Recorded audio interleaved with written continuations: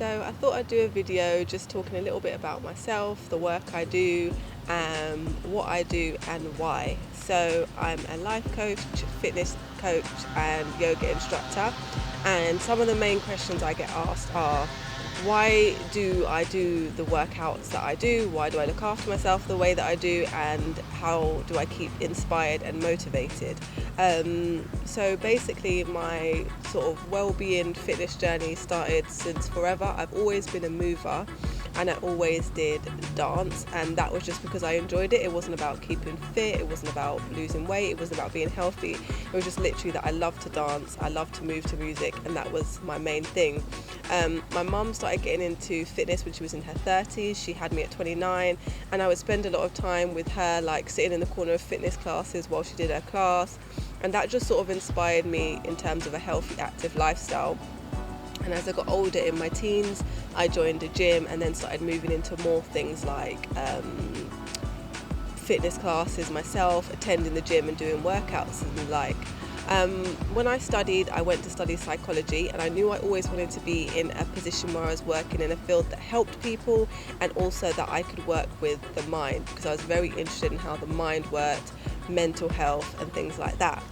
And then during my psychology degree is when I retrained also as a Zumba instructor, which was my first one, and then that cascaded into lots of other fitness modalities.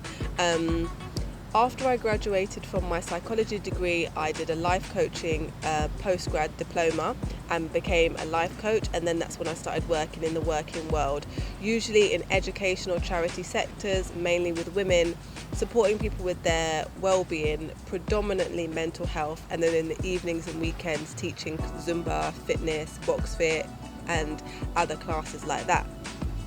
I'd had a few different incidences in my life that were quite traumatic, in terms of witnessing a traumatic bereavement, and also being with my sister when she was pregnant and her becoming very, very ill and ending up in a coma. So some really sort of traumatic incidences that impacted me on a lot.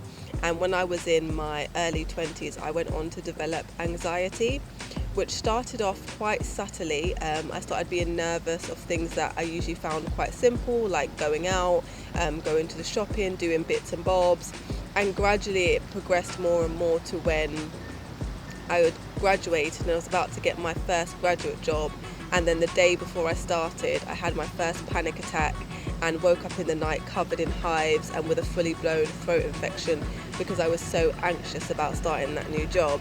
The things that would mainly make me anxious were to do with health, because I'd seen people either be quite ill, struggle, pass away or nearly pass away. At that point I hadn't had too many health struggles myself, but I became really, really anxious. And as I went on and progressed in my career, I was trying to help other people, but I was really, really struggling with my own mental health. So I was kind of trying to straddle the line between being a good support system for others, but not knowing how to support myself. It kind of got to a peak, I remember, when I'd had a really, really difficult day and one of my clients had attempted suicide. She was quite young, and it was a really gut-wrenching time, especially in my first year post-qualification. And I remember going into a cupboard at work and just crying my eyes out, shaking and feeling really anxious. And that just sort of escalated over the next few years. People often say I have a really calm demeanour, and I used to keep a lot in, and because of that calm demeanour people didn't really realise how bad my anxiety was. But it reached a peak where I went out for dinner and I couldn't eat the food because my throat was so closed up with anxiety. And after that day I didn't sleep for a week, and I realised that I had to get some help. So I did feel a lot of different things. I felt shame, I felt really guilty towards my family. My nieces were quite young then, and I thought, oh, how am I ever going to be able to be a good role model to them or look after them if I can't manage my own mental health? And actually at that time the doctor put me on antidepressants, which I wasn't overly keen about, but I was willing to give it a go, anything to kind of get me out of that state, and I was on it for about 4 months. So when I found yoga, that was a light bulb moment for me. It was through yoga and meditation that I really started to look within I learned how to be still, and I learned how to calm my mind and calm my breath, which if anyone's struggled with anxiety in the past, you will know it's a very, palpitations, sweaty palms, heart racing. It's not easy to stay calm and centered when you're feeling anxious. So for me, yoga was what took me out of it. And also through the process of meditating, I learned that I was able to more observe my thoughts rather than becoming the anxious thoughts. And that was really, really powerful for me. And that was really a big key for me in terms of client work and progressing myself professionally. Through coming out of anxiety, it was the time where I felt like I could really help clients even more, because I understood mental health to such a deep level myself that I could understand the stigma attached to it, the shame, the frustration, sometimes not wanting to see people, and unfortunately I could understand the impact that it could have on friends and family. I'm really, really lucky. Like, I've got amazing friends, amazing family, and they supported me all the way through this, but it can have a heavy toll on the loved ones around you to see you suffering in that way.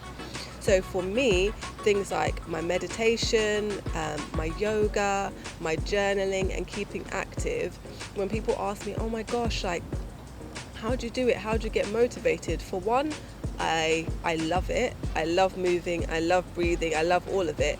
But for two, knowing my journey and knowing where I've come from, I know that I never want to go back to that place. So it's not a linear line between having anxiety and not having anxiety. I will still naturally feel anxious. I still have times when I panic. I will still have times where I can't sleep in the night and I'm tossing and turning. But having those tools that I know I can return to, and knowing that I've come so far, really is what keeps me motivated. So for example, during the COVID-19 pandemic, moving every day, going out for walks, meditating, because I had that regular practice, that was what I was able to come back to, and that's the main thing that keeps me going.